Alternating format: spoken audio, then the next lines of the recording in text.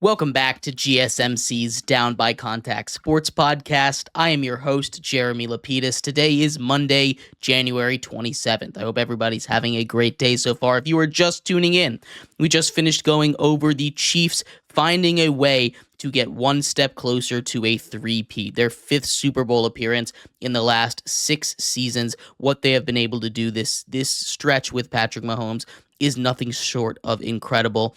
Give them all of their flowers. In this segment, we turn our attention to the other football game that took place yesterday, the NFC Championship. The Eagles had put a historic beatdown on the Washington Commanders. We'll talk about how we got there, what happened in that game, and much more. But before we do, remember, if you would like to be an even bigger part of the show than you already are, all you need to do is go to gsmcpodcast.net.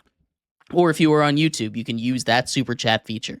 If you do either of those two things, a message should pop up on the bottom of the screen for you, me, and everybody else around the world to see. If you do have a burning question about sports, anything at all that you would like to ask, go ahead and throw that in the comments. Throw it in the chat. I will get to it as soon as I possibly can. I appreciate everybody so much for sticking around, talking some sports with me here on a beautiful Monday, January 27th. But like I was saying, we are going to get into the second NFL game. The Eagles put a historic beatdown on the Commanders. And when I say it was historic for a lot of different reasons. None of them good for that Commanders defense that just got absolutely run over. And we'll start with history number one. The final score, 55-23. 55 is the most points ever put up by any team in an AFC or NFC championship game in the history of the NFL. What they were able to do against this defense on the ground specifically, 7 touchdowns. That's more touchdowns than the Cowboys had all season on the ground. That also ties a record for playoff games in the history of the playoff era. That's the most points scored in a playoff game since 2000 when the Jaguars put 62 up on the Miami Dolphins. But what the Eagles were able to do and what they proved in this game is that they are just a dominant force at just about everything they're trying to do. And they had probably the perfect matchup for them. It's one of those things where the Commanders just did not match up very well to this Eagles force, right? This is an Eagles team that has built itself upon running the football. And when the Commanders come in with the third worst run defense in the NFL, it's going to be a long day for them. Along with those 7 touchdowns, they surrendered 239 total rushing yards. If you take out the negative 3 yards that Kenny Pickett had for taking knees, over 240 yards total on the ground given up by this Washington Commanders unit. And it's not like this defense played particularly awful, right? They just got bulldozed. The very first play from scrimmage that the Eagles had on offense was a 60-yard touchdown on a run from Saquon Barkley. Saquon broke a couple tackles, spun past some defenders, and then was just in the clear. And that set the tone for how this game was going to go. Started off with a 7-minute methodical drive by the Commanders that ended in 3 points.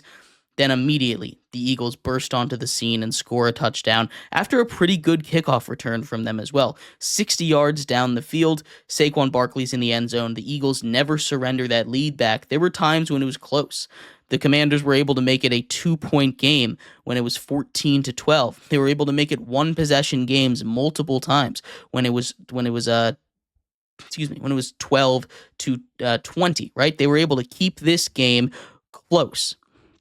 But at the end of the day, the turnovers really killed this team, and it was the special teams. It was the fumbles on offense. It was the inability to keep the ball in their hand. And some of it was just really good plays by the defense. The De'Ami Brown fumble, the first turnover of the day for the Commanders, that was a really nice play by the linebackers, right? Zach Bond, the all-pro, goes over and punches the ball out when they're trying to get a couple more yards in a game where they needed those extra couple yards. They needed every single inch that they possibly could have gotten. The next turnover, that's Jeremy McNichols on a kick return. He gets the ball punched out, gives the Eagles a short field instead of giving the Commanders a chance to tie the game with a touchdown and a 2-point conversion.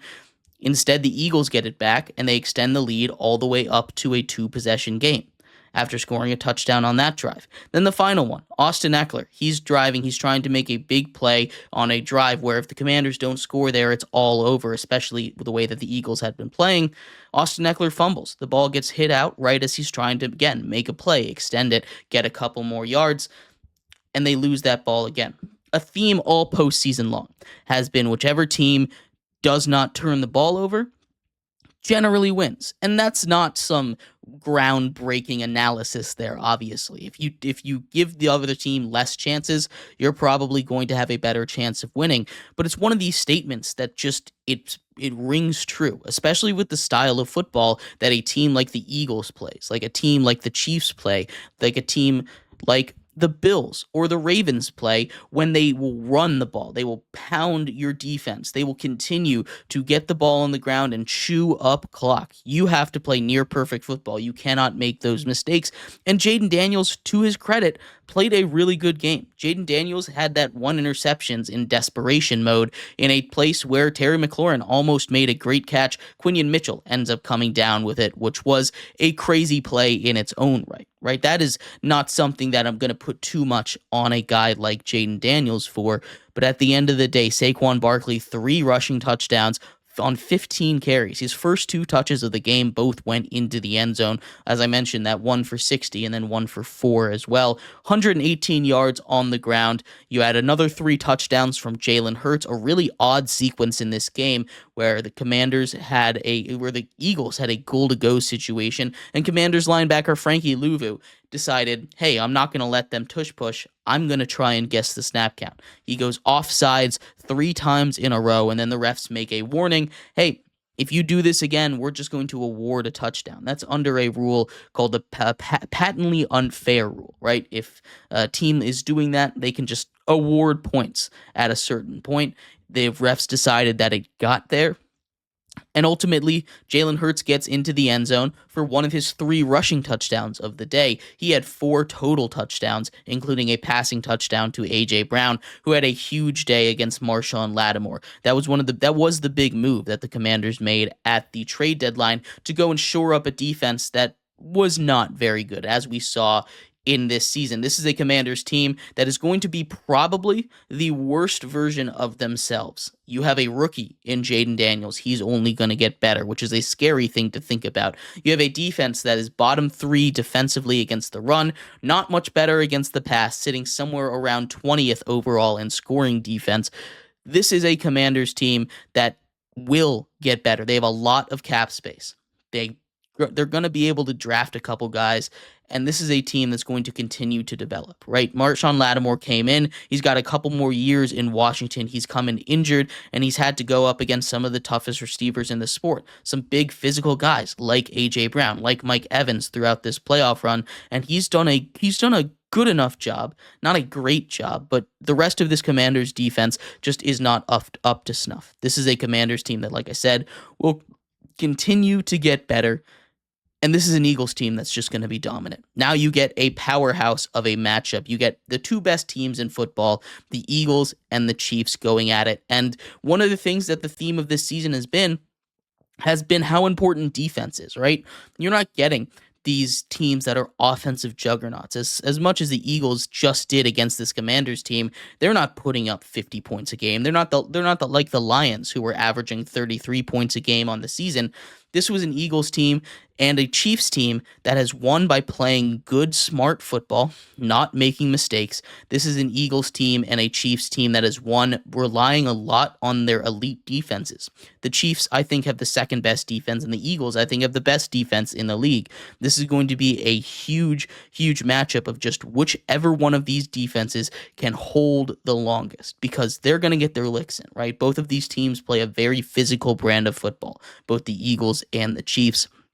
And I cannot wait for 2 weeks from now when we get to see what a lot of people weren't excited for when we looked at the final 4 teams for potential Super Bowl matchups. But I think at the end of the day, this is the best matchup out there. If the Commanders went in, they were going to get dog walked by the Chiefs or the Bills.